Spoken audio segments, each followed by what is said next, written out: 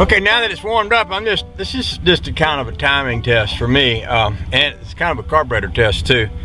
Car at slow idle and just floor it, you know, not like wee, but just floor it and let off just to see if it hesitates. And you can listen and maybe you can hear how it does. I'm just gonna floor it and let off.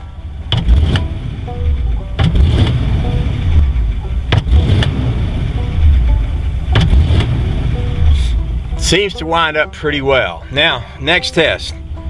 Turn it off and crank it and see if it drags, whether it goes, and like I said, this is slow anyway. It's gonna be like, but if it's like, that's usually a sign that the time is too advanced. So we're gonna see what it sounds like when I go to crank it. That was a pretty quick crank. Now that's how I time a car. I might play with that a little bit. That's pretty good. It's pretty okay with me. Now, a lot of people say, oh, put a timing light on there. Well, from my experience, every time I put a timing light on something, after I get through, I turn around and time it the way I want to time it, by ear, because that's the way it runs the best, and that's the way I've always done it. So that's just me. Anyway, in my opinion, it's timed, and I'm happy with it, so we're leaving it right there.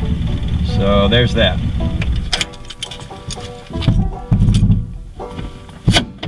I don't think I'm going to leave this brake locked, just because in the winter around here, if you lock up your brakes like that, they're liable to freeze to the drums anyway.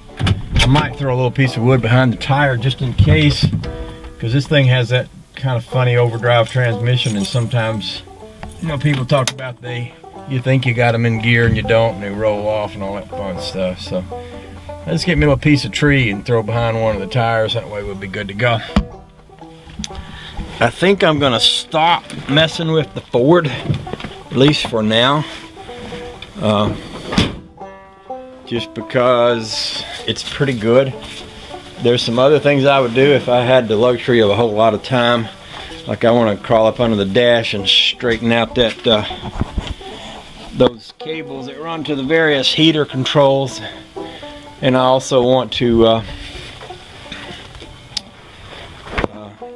get the speedometer working. I think that might require getting me a new speedometer gauge unit. So for now, I'm gonna call it good. I'm gonna go find something else to mess with for today.